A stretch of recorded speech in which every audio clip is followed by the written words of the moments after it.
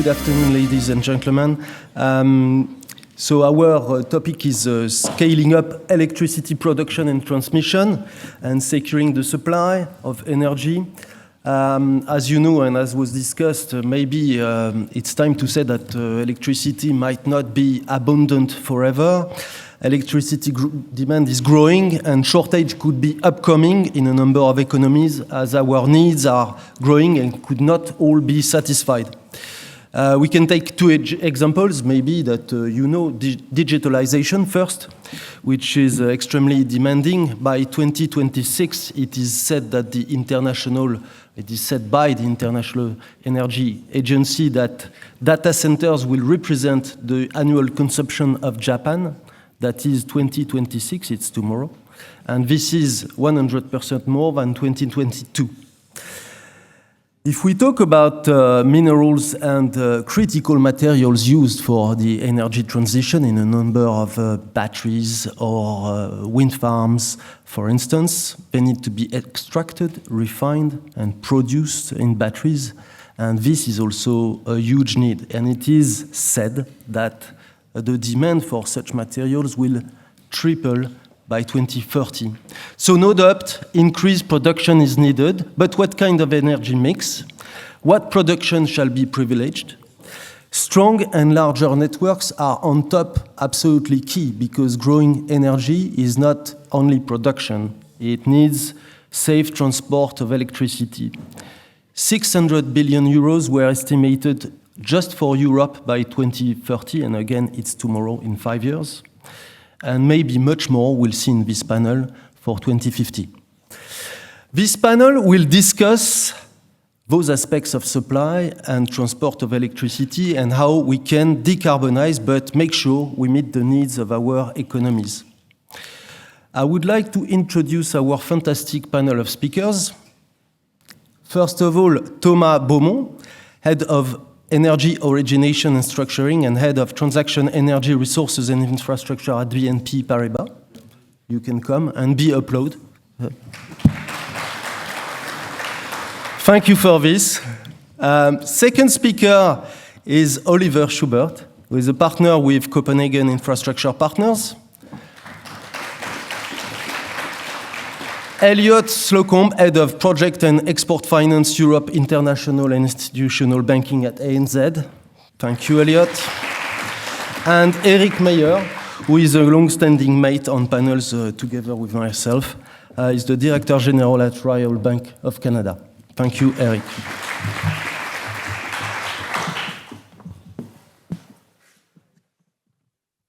So we're running a little bit late, so I'll try to address my first question to Thomas.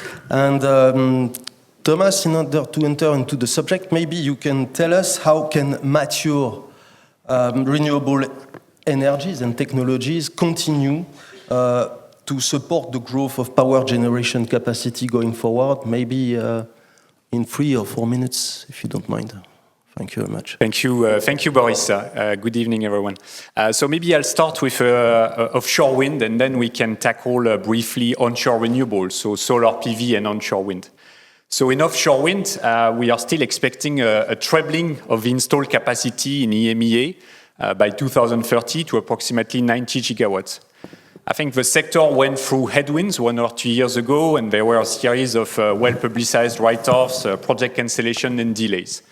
Now, we've seen an easing of the constraints over the past 12 months, with capex inflation gradually coming under control, governments and regulators having actually eased the pressure by allowing some tariff adjustments for new projects.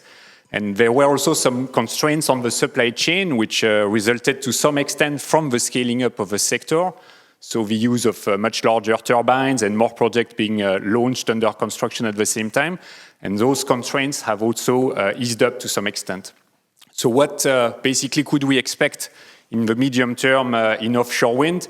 Well, in our view, the growth will be driven more by more projects being launched for construction simultaneously, rather than a further dramatic increase in the size of the turbines. We are also seeing new countries embracing offshore wind in Europe, such as Poland, Norway, or Ireland. and obviously an acceleration of the pipeline in some countries, including France, of course. The floating offshore wind technology, which is a new technology, could also expand the boundaries of the sea areas that can be targeted by offshore wind. So arguably, for the time being, the cost is still higher, but we think that the levelized cost of electricity for floating will decrease as the sector matures. The speed of the permitting process has improved, but it continues to be a critical element, and so is the access to the grid. One point maybe on the lending side is that the construction risk is a bit back as a point of attention, but we don't think that this is going to spoil the show, if I may say. One important point there will be the ability of the supply chain to tackle the backlog of projects that have accumulated over the past couple of years. Last point on offshore wind is that the traffic light on the debt financing side is really green, with a lot of liquidity available to finance these projects. So maybe moving to onshore renewables. So here it's a different scale. We are talking about smaller projects, but actually a much larger installed capacity, which is still expected to grow 2.5 times by 2030. Historically in Europe, the onshore renewables were a bit held up or slowed down by the granularity issue. So we are talking about small projects, which is also driven by permitting constraints and in some cases acceptability issues. Now, again, we've also seen the constraints easing up, with larger projects being developed in some countries, such as Spain, in solar PV. Larger turbines, which will be used to repower old onshore wind farms. New financing solutions on the debt side that are more flexible. And last but not least, more acceptance of merchant risk among investors, together with the development of a corporate PPA market. So what could we expect for this part of the industry in the medium term? Well, the permitting continues to be, let's say, a constraint. The grid curtailment is an issue that has been growing in a number of countries and needs to be addressed, be it through grid investments or more storage capacity or flexible demand. And last but not least, but we can come back to it, we also need to address the fact that we also need to have better signals on the demand side that the demand will actually be growing. Thank you very much. So you were just talking about grids, and I've got a question which is more for Oliver now. Is the question in one of the bottlenecks is to connect all this additional capacity into the grid, and it seems that there is a congestion, or it could not be made. And is this mainly a capex or funding issue? Yeah, so you mentioned curtailment, and that is one of the issues. Good afternoon. Well done to everybody for sticking around until the last panel. So we're very, very happy and grateful for that. Maybe just two words, CIP, for those who are not familiar with the company. We are a fund manager, globally active, headquartered in Denmark. It's in the name. We have raised around about 30 billion euro across 12 different funds, employ 2,100 people in 30 countries. So we are probably one of the biggest developers and builders of renewable energy globally. And we are active in all technologies in renewables, but we're also active in biogas. We're also active in hydrogen, green credit, and lately, and that is what I'm looking at, in regulated energy grids. So to come back to your question, Boris, so to set the scene a little bit, so you mentioned earlier the 600 billion of investment requirements in Europe until 2030. If you look towards 2050, in Europe it's actually 3.4 trillion, and globally until 2050 we're talking about 20 trillion euros of investment requirements into grids overall. Now that's a big number, it's 12 zeros, so that's very big. The scenario currently is that a lot of the traditional operators, so TSOs, DSOs, are capital constrained. Why? Because of debt covenants, obviously, because they only have a limited capacity to raise more debt capital. They're also constrained by the shareholders, because most of the shareholders, whether they're public or private, don't necessarily have additional capital available to inject into all of these capex programs, or only to a limited extent, except for France, of course, where RTE can continue to build out. And we're also in a situation where obviously the interest rates are still quite high, so your debt financing and your equity is quite expensive. So very constrained, and the majority of the investments that are required in grids are driven by, on the demand side, by the increase of power demand. So you mentioned it earlier, Boris, and it's driven by things like data centers. Obviously, I think a lot of panels have mentioned that. Heat pumps in certain countries, electric vehicle charging stations that need to be built to support the rollout of electric vehicles, but also an overall electrification of industry or replacement of fossil fuel by electricity. So the demand overall is supposed to increase by roughly 20% until 2030. I agree with you. We'll have to see whether that is actually going to come through, but that is at least the scenario on the basis of which all of these operators and grid operators are building out their networks. Most of this investment requirement is actually in distribution as opposed to transmission. So a lot of transmission is in the papers and in the media, but the reality is that most of the money is required in distribution, so in the local grids. That makes sense because if you think about it, EV charging stations, they are being plugged into the distribution network. When you connect new renewable power generation assets, you connect them usually into the distribution network. Data centers, they are connected into the distribution network. So these are the networks that simply have not been built 40, 50, 60 years ago to both support, very decentralized intermittent energy generation assets, and on the other side, very new and differently operated demand centers, right? So this means that all of these networks need to expand their capacity, so they need to be able to do more and they also at the same time need to be managed differently, right? So more smarter, much more closer to demand, and also with a lot of alternative ways of balancing the grids, right? So that's the main issue. That also means that most of the investment actually needs to go into reinforcement as opposed to a simple connection of new generation assets. And then you have replacement, which in some countries like the US is actually a huge topic, because historically in the US, for instance, the grids were underinvested into. And so there's a backlog of sort of pure maintenance capex that just hasn't happened in the last years, right? It's not just a capex funding issue, though. It's also an issue for operators across three other dimensions. The first one is obviously planning. You mentioned it as well, Thomas, earlier. In transmission, planning takes decades very often. That is obviously not great for private investors to just sit on capital commitments for a long time and waiting for the money to be deployed. But it also creates a lot of uncertainty because it becomes very political in that horizon, right? So if you establish a grid network expansion plan over 10 years, over those 10 years you will have 3 different governments. And so policy decisions can change what you had initially thought you were going to do. And that is obviously an issue in terms of uncertainty, both for the operators and for the people that fund them. Second massive issue that is not being talked about a lot, other than in the industry, is supply chain. So we have supply chain issues in renewables. That is quite openly talked about, but it's the same thing in grids. Transformer stations, cables, switching gear. Very often the lead times to produce those things are several years, right? And so again, it's a question of price and of capex and what you plan to do versus what it's going to cost you, but also how much time it's going to take. And finally, and I finish on that, one of the main issues is finding right qualified personnel, right? So having the contractors, the people who are actually going to build that infrastructure in an environment where every single operator is also building out the network is a real challenge, and there's no real solution for that so far. That's a good point, indeed.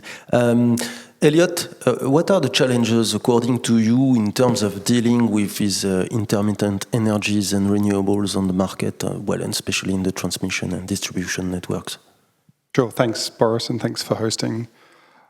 Look, I think if you look at what's actually worked so far, what you've seen is a combination of baseload nuclear, renewables, and pumped hydro.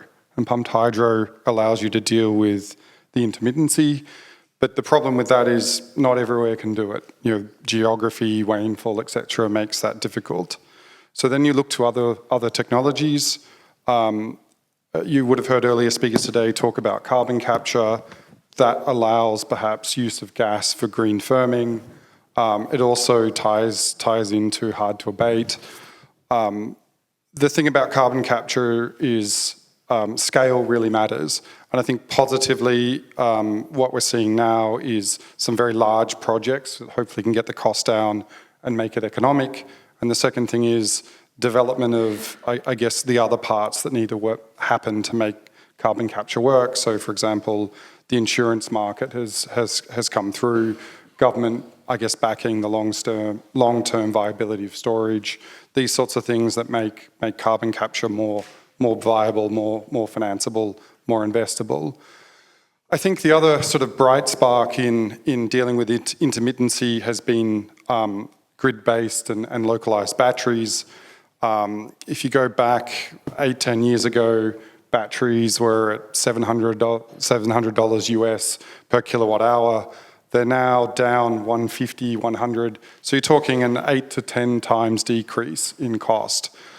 I was looking as part of this forum, I was looking at sort of forecasts from 3-4 years ago, and they were expecting that kind of cost level to be reached at the end of the decade.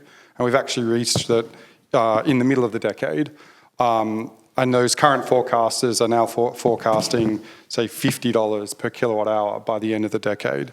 So I think batteries are a bright spot. I think one area that is sort of maybe up in the air about firming is hydrogen. I think it'll definitely have a role to play in hard to abate, but electrolyzers are expensive. You still have the cost of sort of combusting to create electricity.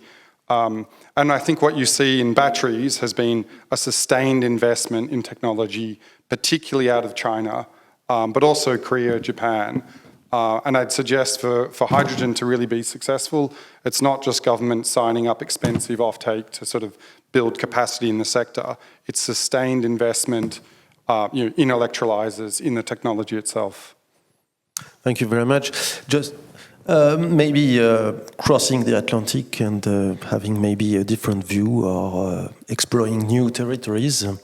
When we talk about securing supply, Eric, is Canada or can Canada be a safe harbor for all of us?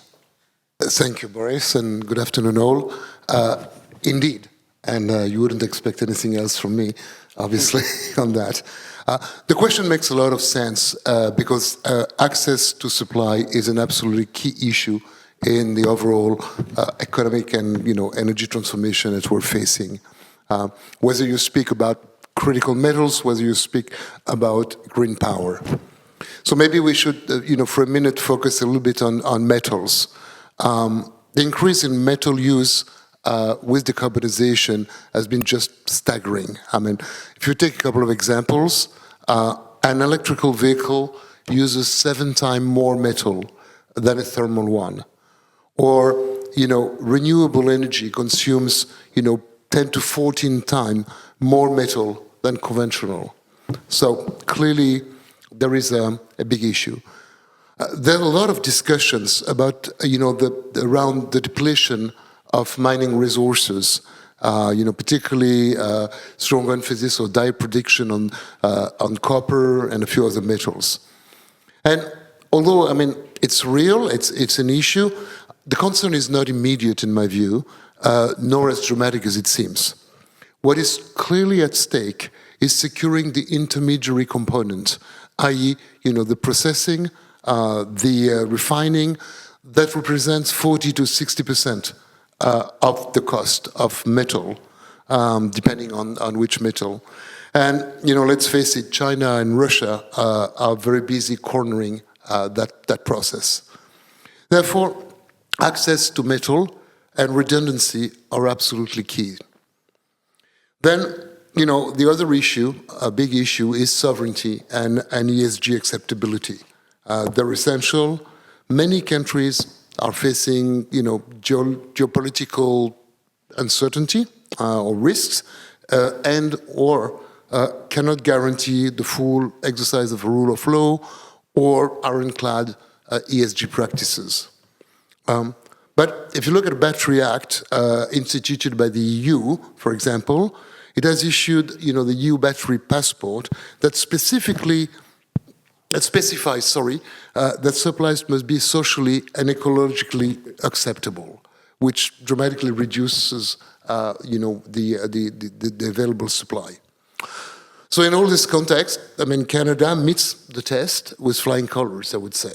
Naturally, no need to explain, Canada is a friendly country, abiding to rule of law, pretty stable.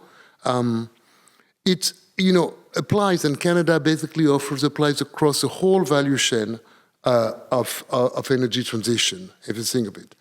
Besides its mining industry, no need to expand more on that, Canada can become Europe's cheapest source of wind power, paradoxically. Whereas it's less likely that the US will be a net exporter of molecules. Canada's abundant capacity for green hydrogen can, for part, be shipped over. Basically transformed, shipped as ammonia, then converted back to hydrogen to Europe.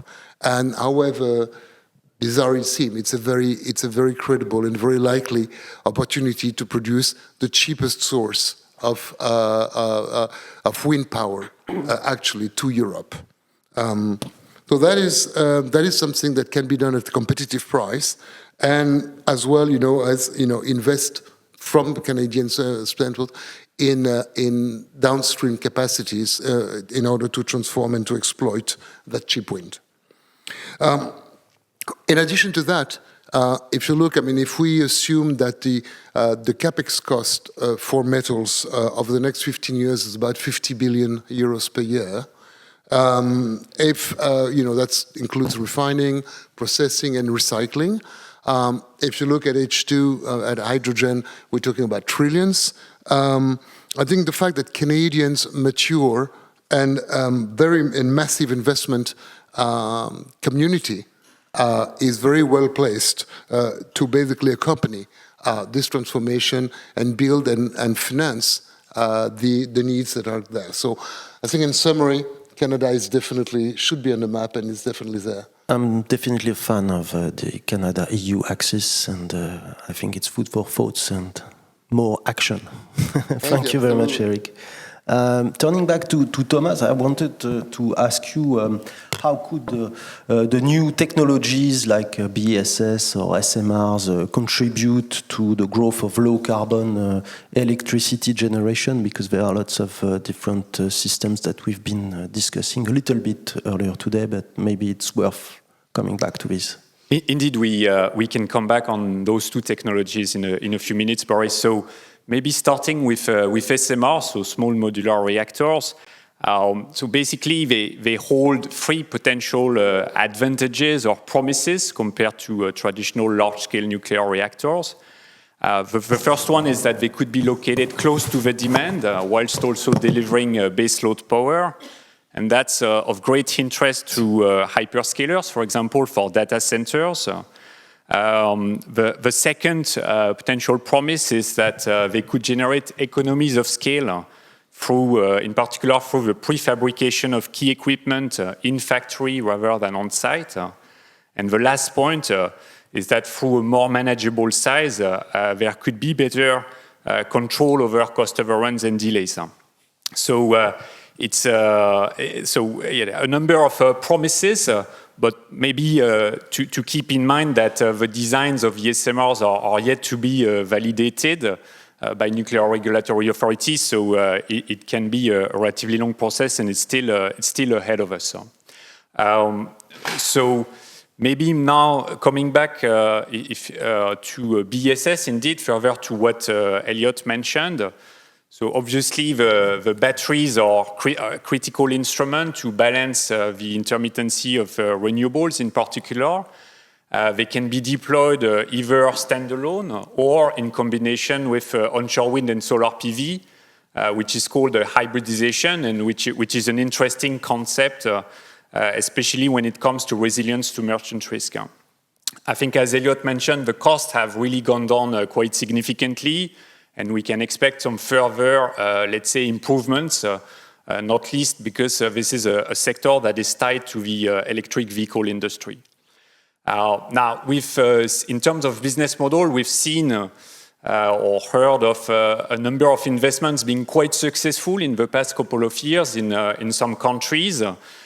This was on the back of scarcity, so there wasn't much electricity storage capacity, but also the high volatility on the wholesale electricity market after the start of the Ukraine war. But it's not really certain that these conditions are going to be sustainable. I mean, they were probably a bit exceptional. So on BSS, in our view, we also need a revenue model that includes a decent share of contracted revenues over the asset life, and a number of countries in Europe are working on this. But there's definitely, I mean, BSS definitely has an important role to play in the coming years. Thank you very much. Coming back now to Oliver, I would like to what you said earlier. Do you think that DSOs and TSOs have sufficient support in facing the challenges and the expansion plans that you described earlier? And maybe there is also a new way to structure funding or... So do they get sufficient support? The answer is no. Do we see this as a great investment opportunity? The answer is yes. But by the way, TSOs especially also big buyers of batteries to balance the grid. So that is also part of the role of batteries, and obviously the fact that prices have come down so significantly, as we discussed earlier, is really a positive point. No, look, I think there's a few things that could be done to help both the TSOs and DSOs to face this, really once in a multi-generational sort of environment where they need to very fundamentally change the way that they operate their networks, while at the same time invest massively into expanding the networks, right? So this hasn't been here before. So I'll repeat what Vincent Levita earlier said in French. Obviously, it's down to price, or rather to return. At the end of the day, I think regulators need to help DSOs and TSOs to attract capital. It's as simple as that. I think there's a big difference between continents and countries. You get currently better returns in transmission in the US than you do in Germany, for instance, to just mention one country. So regulators, and that's the message that certainly we are passing on in our conversations with them, need to think about the fact that we are now in a rating environment which is different and where capital is looking at investment opportunities globally. So, and they will go to the investment opportunities where the returns are the best for a given risk profile. So I think they need to think about the ways to improve returns. The second point, which is important, and we mentioned it earlier, is help them on planning, right? Allow for planning to be accelerated, allow for funding to be available during the development phase and during the construction phase. So the UK, for instance, introduced the ASTI system or ASTI schemes, which allows TSOs to basically both get an accelerated planning scheme and also get pre-funding for their DevEx and for their CapEx while they are building, and not only waiting for the piece of network being built before they just start to generate revenues. So that is a massive help, obviously, because it brings cash flows earlier. Also helps debt financing, I would think. The third point I think that can be done is obviously public grants. So in some countries these are available. The EU, for highly strategic transmission or interconnection projects, provides public funding, either in the form of equity or some preferred debt conditions that are available. The US does the same for certain federal projects that are critical. Again, this is something that if you really want TSOs to build stuff, then help them get the funding and help them fund it. And then finally, unfortunately, I think on the DSO side, it's a challenge. I think the challenge is much bigger than on the transmission side, because most of these operators are in the hands of municipalities. The municipalities themselves usually are quite cash constrained, to put it mildly, and there is also no real alternatives other than the bank financing market, right? I think there a lot of work needs to be done to find alternative funding solutions. Okay, thank you. And Elliot, on the challenges to the grid, there are many challenges that need to be overcome. EV charging, but also development of on-site consumption. How do you see this, and what solutions do you think we could I think you've covered a number of the challenges. I think, look, with grid and transmission particularly, the capital's there. So, banks like myself, we're ready to lend. Sounds like CAP is ready to fund the equity or invest. So I think that the real issue is permitting. And what does that mean? It really means the planning and the capacity of those organizations to deliver into, I guess, their commitments. So I think on the planning side, it is difficult because unlike a single site project, a solar farm, a wind farm, grids go through multiple municipalities, multiple local stages of local government. So I'm sure this has come up in previous infrastructure forums, but single point of application for planning, really quick turnarounds, processes that are robust, that then allow stakeholders to draw a line under, say, environmental permitting, a yes or a no, and move on.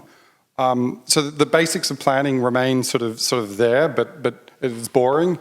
But I think there's still a lot that can be done. I think you're right. DSOs are much more challenged. I think one of the issues is traditionally they've recovered the cost of that through rates or through effectively a fixed price on your bill. Given the scale of the cost, I think that may not actually end up with equitable outcomes. Your power is not means tested. Does the tax system need to sort of play a role in funding these projects as opposed to just seeing everyone's bill go up? So I think the scale of the issue, and I think in a number of places, by the end of the decade, you'll need to be making, say, 10 times the number of utility-scale grid connections than what most TSO operators are doing today. So it's a huge challenge to ramp up, but I think the way in which things are funded, making sure things are equitable in the outcomes is really important. Thank you. Going back to Eric now, I think we've not discussed, unless I'm mistaken, the situation for hydrogen, but hydrogen is also a heavy consumer of electricity, but it can also be a great source of energy. And do you think expanding H2 could be the solution to this scale-up? Indeed, Boris, and Elliot mentioned in his first intervention, obviously the challenges ahead, or for the quote-unquote perceived and tested investment case for hydrogen. I think, the hydrogen's age has been widely anticipated and talked about, and it is true to say that there's been a little bit of disappointment or frustration as it's about, its early adoption, questioning as to, to what extent its deployment is effective. If we look at today, hydrogen use is essentially industrial and largely confined to the oil and the petrochemical industries. So after initial enthusiasm a few years ago, investors were a little bit on the fence, and projects take a little bit long to emerge. Yet, if we look back, demand remains massive, with, according to McKinsey, only 1% of 2050 demand deployed so far. In particular, if you look at the transformation, the mobility altogether, a 10 to 15% adoption rate is scheduled for 2050, and that's a huge amount.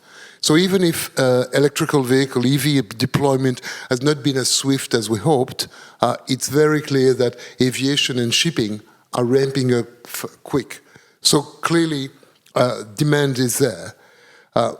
In fact, if we look back 1 second, every industry experiences cycles, and green hydrogen is no exception to that.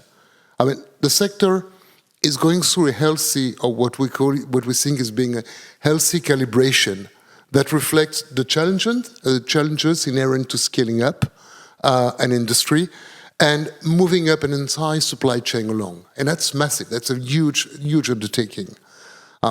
An example, if we look at, according to Total Energy, industrial projects now typically require at least 200 to 400 megawatt of electrolyzer capacity, i.e. about 10 times the largest units currently in operation. So that's, give you the scale. By the same token, I mean, the sector needs to long-term certainty on regulation, and regulation has been kind of somewhat in the making. There is a consensus, though, that little change are anticipated to IRA, whatever the outcome of the election tomorrow in the US is. And moreover, the final section of what is called Rule 45V, which is effectively the application measures of the IRA, are anticipated for the end of the year, bringing a very clear framework in the US. Hopefully, the EU hydrogen policy package should be stabilized with the coming to work of the new commission, coming in place of the new commission very soon. On the industrial side as well, I've touched a little bit earlier about new developments, but if you look at the construction sector, it's been really left with very, very few options for decarbonization. And therefore, they're really clearly, eagerly waiting for hydrogen adoption and applicability on the supply side. So that's that. And I mentioned earlier as well with Canada, the kind of ammonia cracking brings, as we discussed, a tangible solution to the transport of the challenges around transportation of that energy. A key issue as well, obviously, has been financing, with so far most, of equity money has been channeled through, equipment manufacturers as opposed to project developments. And that's logical. If you're, and you will not, Oliver will not challenge that. If you're an investor, what you want is basically established technologies, applications that have proven their worth, management, that has been battle tested, and visibility in near-term cash flows, essentially via offtakes. So therefore, we need, as the sector moves down the curve, we should expect a mass, of new investment on the equity side from investors that has been held back a little bit so far. So, it should be as well, the last point as well on the debt side is basically the current trajectory of rates is as well favorable and basically will make a number of this project financing. So if you put all this together, there's clearly a sentiment that this has been, this is a huge transformation. This transformation is in the making, is progressing smoothly or reasonably smoothly, and basically things will put themselves into place so that the industry, the hydrogen use in a much wider range of industries than it currently is to come soon. Thank you very much, Eric, and thank you very much to each of our speakers who have been very rigorous in the timing. So we have a few minutes left for questions, if there are any questions in the room. No questions? Well, in that case, I've got one question. So what would be, according to you, the priorities for planning in terms of grid, given these massive amounts that we are talking about? Because it's a real challenge. I mean, look, the amounts are staggering, you're right. I think what's going to happen at the end of the day is that these big numbers are out there on a certain timeline, right? And so what is likely to happen is that the timeline will stretch, right? We're not going to do all of this by 2050. It'll go into 2060, 2070. I'm pretty sure that that's going to happen. The other thing is that not everything will be built, right? And whether that's on the generation side or on the transmission distribution side. What is complicated, however, I think, is that currently the energy planning and energy policies, and it was said earlier in panels this morning as well, is very short-termist, right? And I think that is a real challenge for the whole industry, including for the value chain that supports it, because at the end of the day, we are thinking in, decades ahead in terms of what we plan, what we develop, what we build, and we take on, massive commitments in terms of financing, in terms of costs, in terms of additional resources to make these projects happen, right? And whether that's on the investor side, the bank side, the operator side, the utility side, you need long-term certainty, and you need also more coordination in terms of what actually needs to be built, right? So currently, I think, every country sees, certainly in Europe, energy security very much as its, national sort of remit. There is a bit of coordination at European level, but I think this can be improved. And at the same time, I think also at each project level, people look for the benefit of their project as opposed to how is this being integrated in the overall plan to improve the energy resilience and autonomy of Europe as a whole, just staying with Europe here, right? So I think these are things that certainly can be done. It's challenging, but I think it's when you look at other countries where this has happened and where there's a more sort of coherent strategy on the energy side, I think you need more cooperation and you need more long-term planning for sure. Thank you very much. Anything else to add? No, maybe one point where I just wanted to add is indeed that we are also talking about new industries that are basically vertical chains with different, let's say, different parts of a chain that need to be developed more or less at the same time.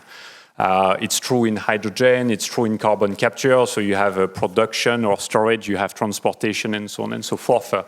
And it's true that there is a challenge there to make sure that you can develop all the different parts of the chain in parallel, whereas basically investors in each individual project will only want to take the risks that are related to what is under their purview. So I think that's another, let's say, challenge that I think is common to a number of low carbon transition sectors, and that is also important. Thank you very much. No question in the room? You wanted to add something, Eric?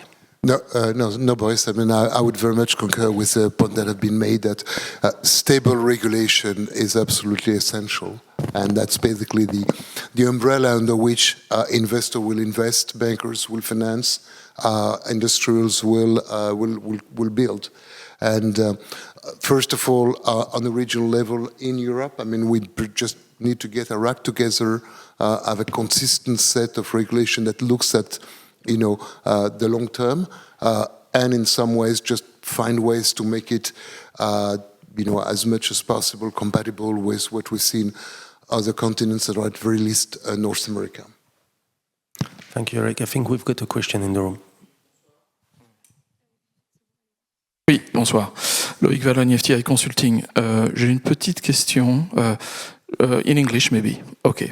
So I'm an engineer by background, and my question is, I've heard today that there is a lot of investment decisions which are factoring in secondary market in terms of divestment, and once it has been invested for something like 7-9 years on your sides. And how do you factor in the life cycle and behind that, more specifically, the expected life duration of the assets that you are investing in? Because some of them we could reasonably question whether they will last 20 years, 25 years, or a lot less than that. I'm thinking of the hydrogen cells, for instance. I'm thinking of the offshore windmills. I'm thinking also on the solar panels, and especially the solar panels which are floating, which is a current new way of looking at solar panels. So what are your views on how do you factor that in when you are investing first hands? Thank you. So you're talking about production assets mainly? I can have a crack. You can get I think both views.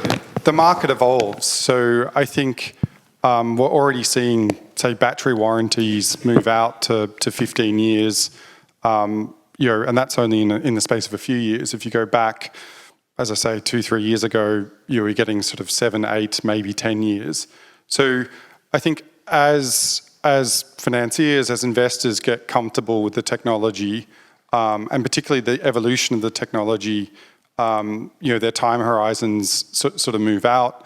I think these things aren't done in isolation. For example, onshore turbines, there's projects in Europe and around the world that are being abandoned after 30 years. So you can extrapolate that to the offshore environment.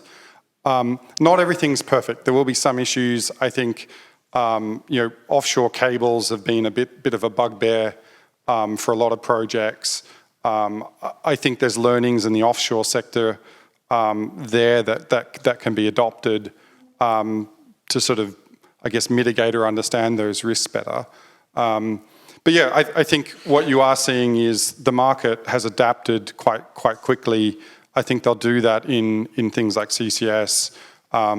Certainly hydrogen, aside from the electrolyzers, a lot of the technology's quite proven, using gases, is well known.